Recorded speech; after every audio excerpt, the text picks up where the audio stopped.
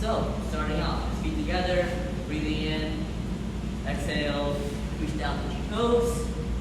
This time, just let your whole body hang. Don't try actually reaching down, just let your head and your shoulders, just let them hang. Good job. Neck up. What are we going to do next? Pretend like there's two rings on either side. Go to parallel position, or parallel stance, parallel stance.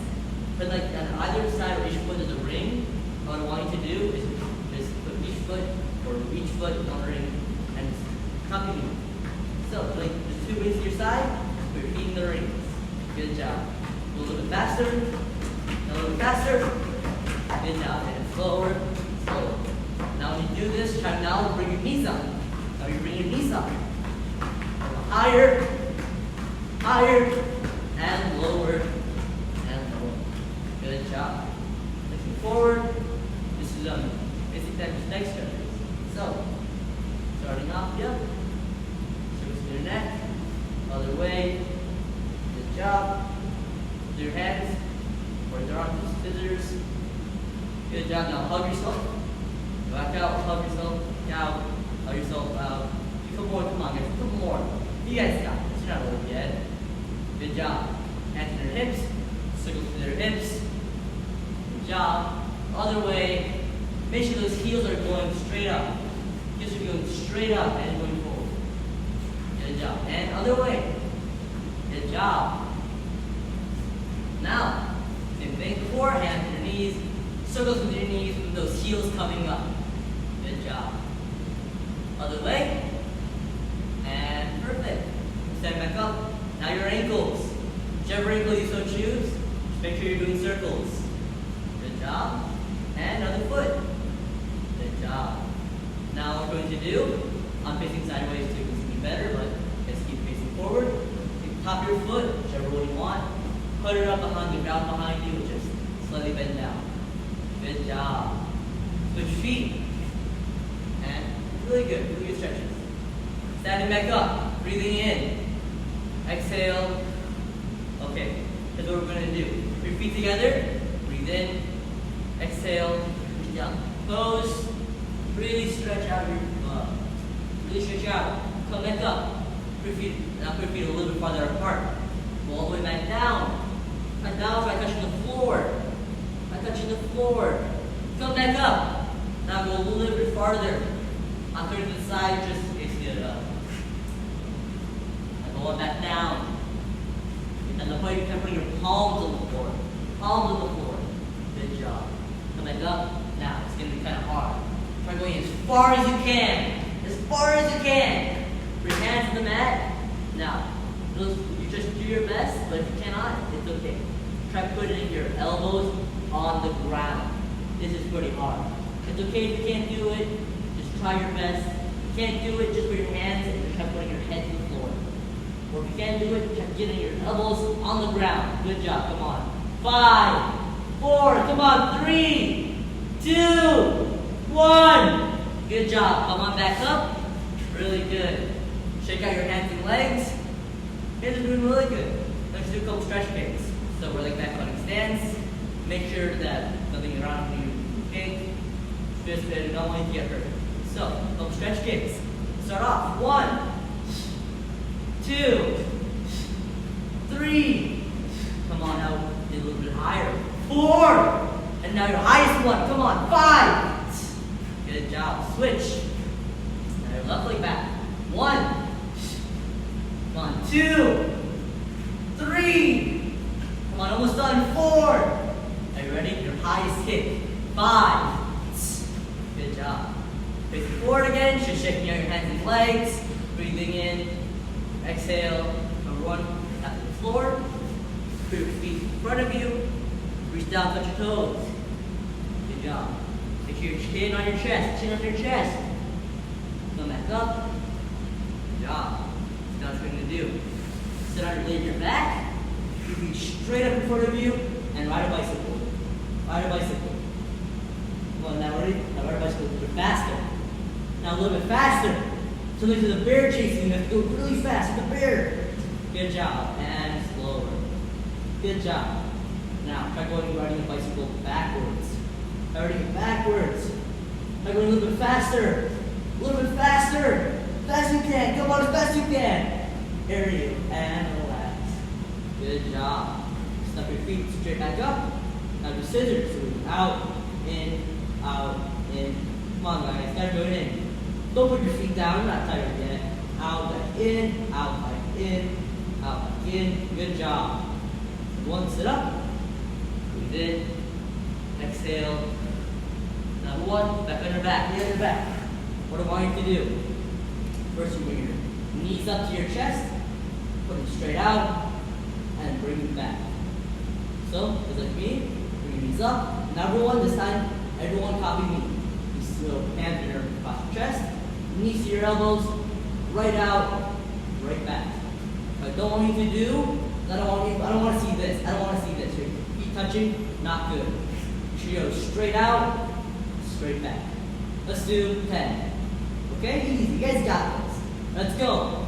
1, 2, come on, 3, 4, 5. You're so close. 6, 7, 8, 9. Come on, my grandma can do better. And 10. Good job. Come on, back. Now we're ready. It's going to be kind of hard. 6 inches. Just get your legs back out there and hold it. 10, 9, 8, 7, 6. Come on, 5, 4, 3, 2, and 1. Come on back. Good job. Everyone, your hands in the air. Try and sit up. Sit up. Good job. Hands in your head. Stand up without touching the ground. Breathe in. Exhale. You guys did really good. Attention. Listening position 2.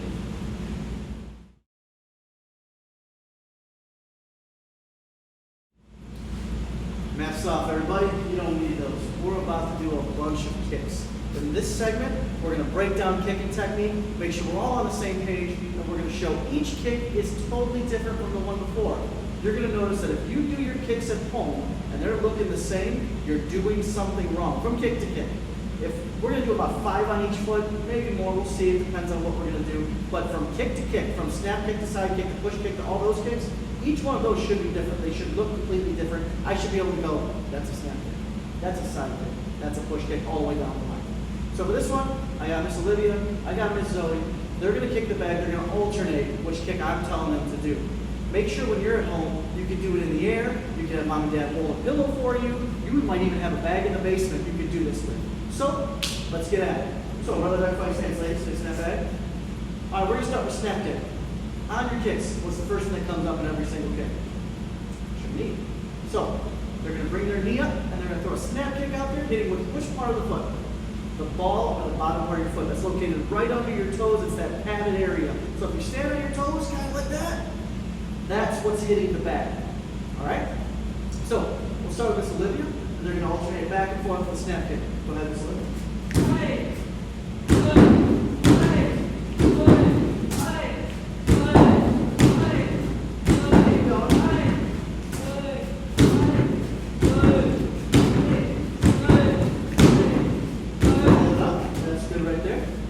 They've thrown 1,000 of those kicks. They're pretty good. Let's move on now to our round kick. This is the kick you guys do the most. We like to refer to this as the bread and butter kick because this is the one you're going to do a gajillion times in your life. So you're going to be pretty good at it. But it's important that you really reinforce that good technique. On a round kick, what comes up? Your knee first, and then you're hitting with which part of your foot? Your shoelaces.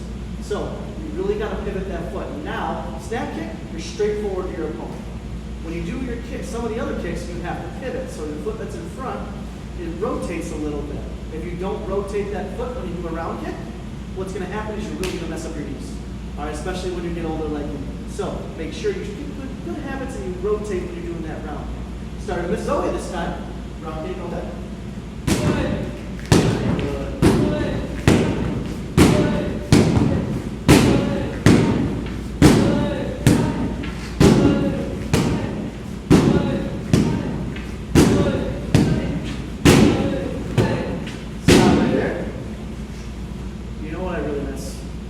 That noise right there.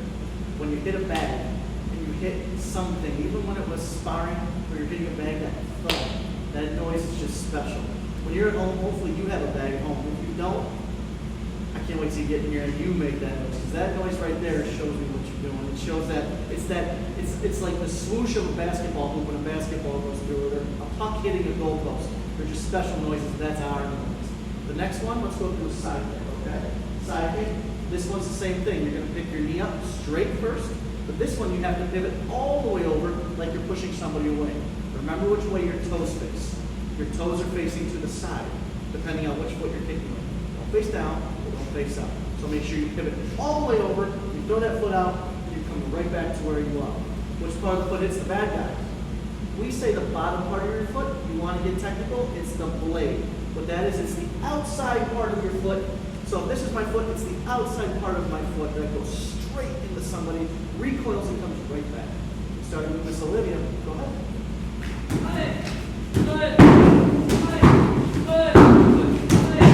Notice her feet, now it's completely turned over.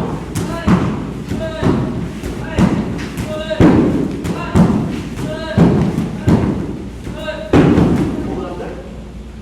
Good. Does the snap kick look like that? No. Does the round kick look like that? No. Side kick is completely different than the other ones, just like they all should be. Next one is push kick. Push kick moves into a little bit more difficult kick, but it's actually an easy concept. So when you're doing a push kick, it's exactly like what your hands would do if you're pushing something with your hands, but you're simply using your foot. Your knee comes up very high on this one. You place your foot on your target and push.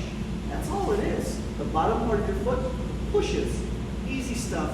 I know you can do it. This one, make sure it's not so much of a strike. You're placing your foot on and you're pushing to where you're extending your foot. Just like that. Okay? Miss Olivia? Or Miss Zoe, you start this one. Go ahead. Push. And knees gotta go nice and high.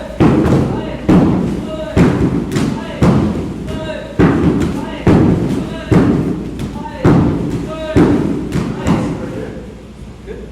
Good stop. That's good. Okay, moving on from there, we're going to do a hook kick. This is the first one, well, besides side kick.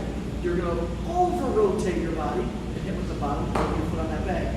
Now, it's your choice. You can do a hook kick where you hit with your heel, or you can do a hook kick where you hit with the bottom part, flat part of your foot. It's important to know the difference of those two. It's a misconception to say, this is the exact way to do that kick, because that is not true. If you're doing a hook kick and your opponent's close to you, you want to use your heel. That's going to be a stronger, more effective technique. If you're further away and you really got to get that extra few inches on hitting somebody, you can hit somebody pretty darn hard with the bottom part of your foot. Okay? So it's up to you guys how you want to do that, whether it's the heel or the bottom part of your foot. Hook kick. Okay? So then you go first, right? With that knees coming up nice and high, just like all the other kicks.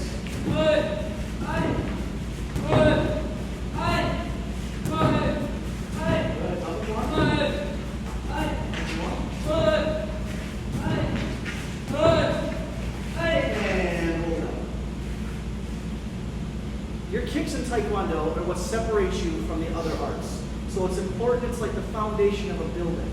Your footwork kind of works into your kicking technique. So you have to make sure you have good balance before you do any of this stuff.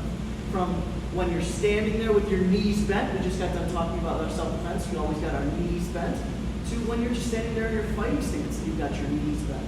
It's the exact same thing when you're doing these kicks. You never see them just go up there, legs straight, and then throw a kick.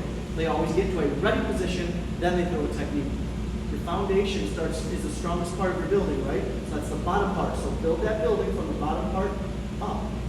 Same thing with anything else. All right, your foundation is the strongest part of your building. So when you're doing your techniques, your kicking techniques, let's go over the most important parts. The most important part of all your kicking techniques, so what do you do first? Obviously, you're in your fighting stance, you got your knees bent, but your knee comes up first. And then when you know what kick you're about to throw, that's when you decide if you have to rotate or pivot or not. And then you kick, hitting your opponent, and then you recoil your foot, which means you bring it back, and it comes right back to that starting position. That shows good fitness. So really work on that kicking technique, and we'll move on from there. Let's finish number 2.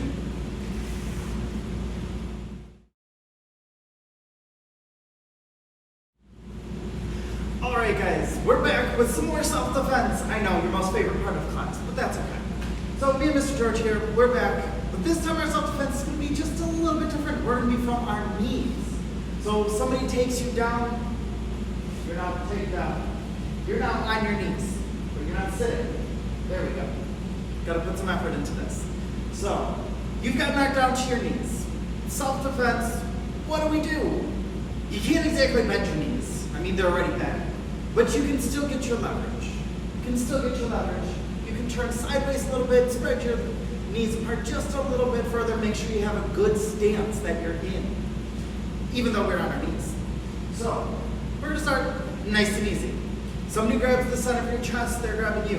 Now, the person is standing above you while you're on your knees. So, they're grabbing you center of the chest, just like this. Now, hopefully, they don't know what we're doing. So, he's grabbing you right on your chest. We're going to start nice and easy.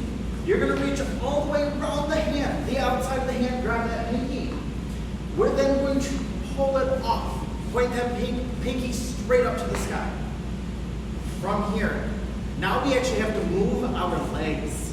Yes, we have to move our legs. We're going to take our leg, we're going to turn off to the side as we throw. Good. Now if you noticed, he brought his second hand up to help him throw. You can bring your hand up even earlier than that. And that would be even better. It would help you control the hand. Because we're holding onto it as long as you possibly can. So they've got you. We're going to reach over, grab that pinky, turn it off, bring your other hand up, help hold on to it. Then move our leg out and turn all the way through. Good. And remember, got to hear those super loud cans. Can't forget those cans. We got to scare somebody. So one more time, nice and easy. Remember, we're not hurting our partners. I forget to say this in the beginning, but don't hurt your partners. Here we go. One last time. We get our stance. We spread our knees apart. Make sure we're in a good solid stance. Then, grab that pinky. Roll it off. Second hand comes up. Move your leg out and follow through with that throw. Very good.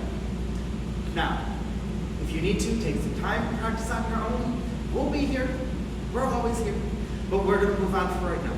For our next one, we're still on our knees. Still on our knees. But this time, instead of grabbing the chest, it's the shoulder.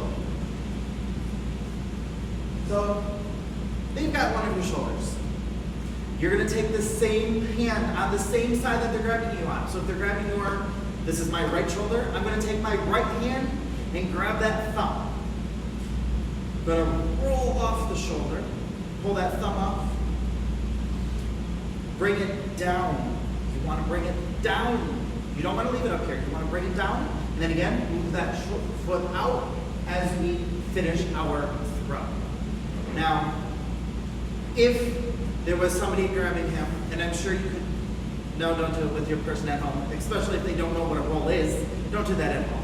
But I'm sure you can imagine, if you've got somebody's arm, and they're like this, you grab their thumb and you twist out, if you bring this hand even further down, they're going to go flying. And that's what you're looking for. You want them to go flying. Especially, but again, not using our parents or brothers and sisters. That's not good. So, here we go. Nice and easy.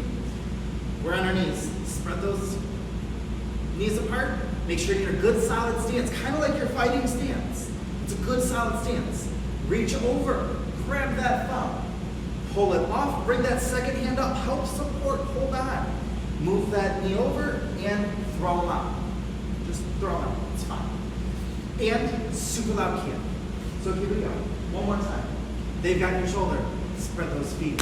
Get a good fighting stance, even though we're on our knees. Get a good fighting stance. Reach over, grab that thumb, rotate up, grab that hand, and then throw. Nice and simple, nice and easy. For our next one, I've got one more for you guys. This one is going to be just a little bit more difficult because it's going to be from behind. It's going to be from behind. So, face this way if you would, Mr. George. Here we go. Somebody comes up, they're grabbing the back of your shoulder, they've got you, you're facing that way, they've got you just like this. Just like this. What do? Same as before. We got a good solid fighting stance on our knees. Good. That's how the fight stance. We're gonna reach up. Grab the hand. So we're reaching across ourselves now. Reaching all the way across. Grabbing that hand. From here, just like if you were standing, put on our knees. We're going to turn all the way around, bring that hand over in front of you. Bring that other hand up and force it down. We're going to force that hand down. So here we go. One more time. Let's go slowly. Make sure we get used to this because this is a weird one, but that's okay. So we're grabbing just like this. They're going to grab that hand. Ready? Good. Grabbing that hand. Big circle all the way around. Keeping it up, chest level-ish. And then we can bring it down. So in the end, that hand should be like upside down, going weird ways. And then you just keep going. It's fine. They'll be fine eventually. But remember, don't hurt your parents, brother, sister. Again, I should say these before, but that's okay. Let's do it one more time. Nice and easy. Nobody gets hurt, at least today. One more time. We get our leverage. Grab that hand, pull it off, and then big circle all the way around, and then bring it down. Nice and easy. And again, something doesn't quite work, always do try something else. If what we're showing you doesn't work, there's hundreds of things you can do. Try it out, figure out what works best for you guys. We're here to show you a basis. Be creative. Just don't hurt anybody, not today. Stand up, Mr. George, listening position 2.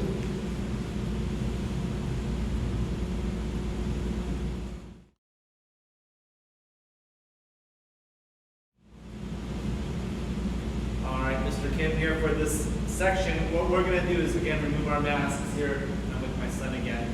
And what we're going to do today is talk a little bit about axe kicks. And so, traditionally, we like to think of an axe kick as a kick that is coming down on somebody, and it's a heel strike to someone who's prone or on the ground, and that's a pretty serious strike, right? So someone's on the ground, you come up, you get your leg really high, and when we teach this, we bring it up, and then we use that tension on the back of our legs plus our own muscles, drive that heel down into our opponent, you know, and it's a pretty aggressive thing because your person is already on the ground. So, you know, it's something to think about. Certainly not a kick that you just throw out there.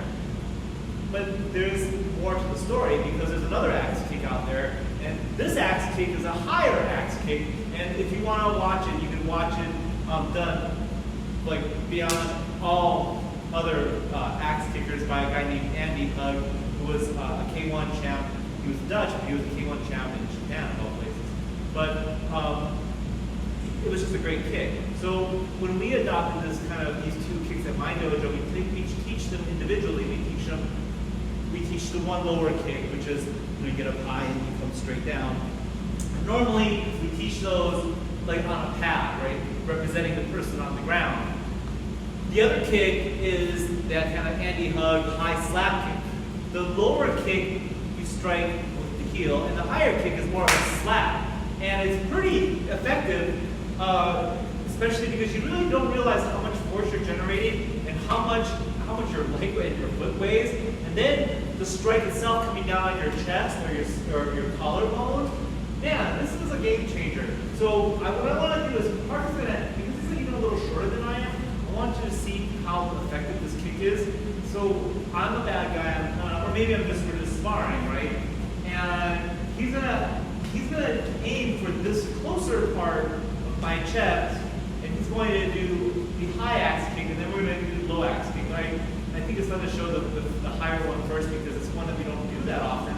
So hands up, here I come, I'm coming in, and let's say I'm moving in for a strike, and he brings his leg up, and he brings his right there. So again, Parker and I are we quarantine together. I'm gonna ask him because he's my son and we do this way too much already at home. Just give me a good slap in the chest, wake me up a little bit. So one thing, we're not. Oh, sorry, I was gonna say okay. Russell, Say it. Remember, we're not hitting with our heel all the way Yeah, up here. we're not hitting with our heel. On a It's a slap.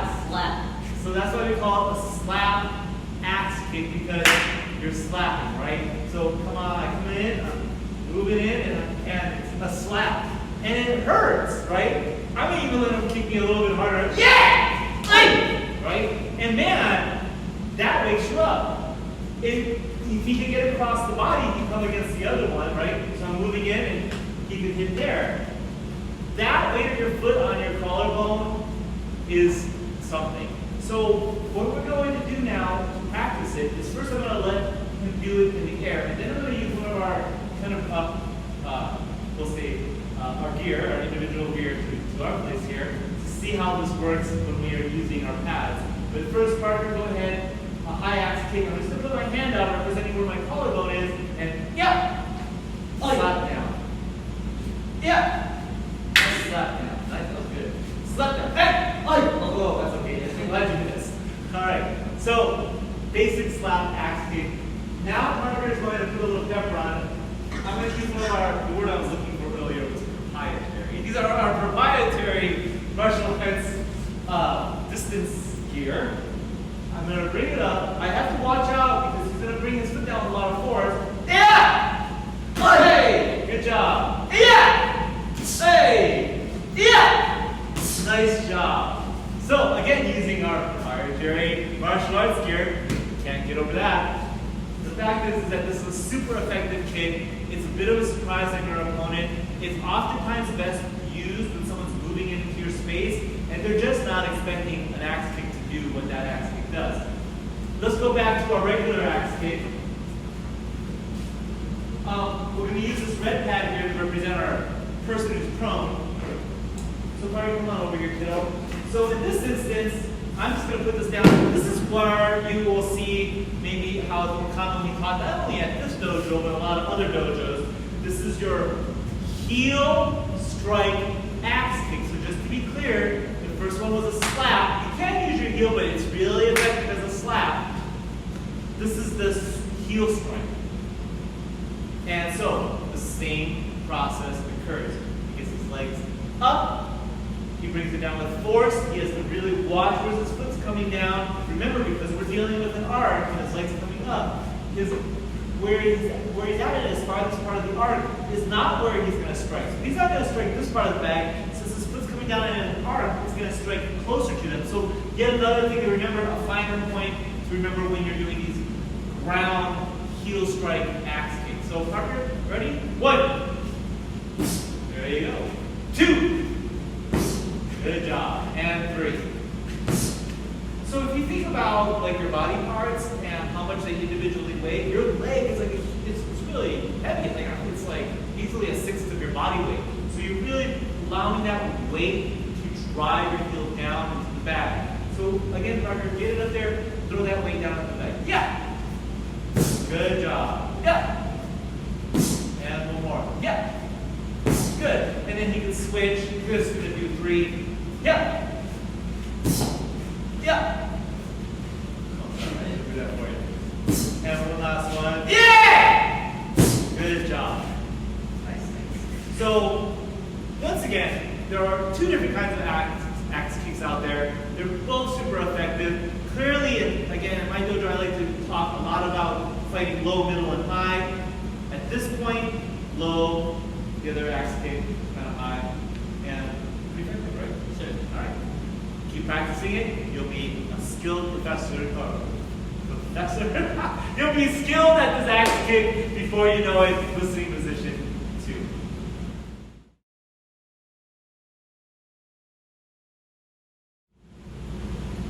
Hi, Mr. Kim here with today's character moment. Every single one of us has something that we're afraid of, right? I mean, it's part of being human. Things make us anxious or nervous or we feel uncertain. So for some of us, actually for most of America, because most people are afraid of speaking in public or speaking in front of a crowd. Really common because you have all these eyes looking at you and everyone's waiting for you to say something smart or something that's important. Well, you know, the camera, while it's just one big eye, it makes people feel uncomfortable. So believe it or not, even though many of you have taken my martial arts classes, whether here at the big dojo or at my dojo on Michigan Avenue, you'll think, oh yeah, Mr. Kim, he was a teacher and like he likes to speak in front of people. But the fact of the matter is that I actually had to train myself. And while like you see me sitting in front of the camera and I make a mistake and I laugh it off and it's pretty cool, when I first got on stage, actually a lot of years ago, I was absolutely mortified. And so the first time that I actually stood on stage when I was in college, it was a really, really challenging experience, right? And so then it came about that here I am doing these videos. We have now 41 videos plus all the videos that Parker and I have done on Facebook Live. And again, you might see me and Parker and say, oh yeah, these guys feel pretty comfortable in front of the camera. But it's something that we had to learn. It's something that we had to acquire over time, how to talk to the camera. Because it's kind of silly. If you guys were out on my side of the world, you would see like, there are things kind of on the ground, there's the camera, and there are people behind the camera, and it's kind of weird, right? I'm talking to you, but there's all these other people around.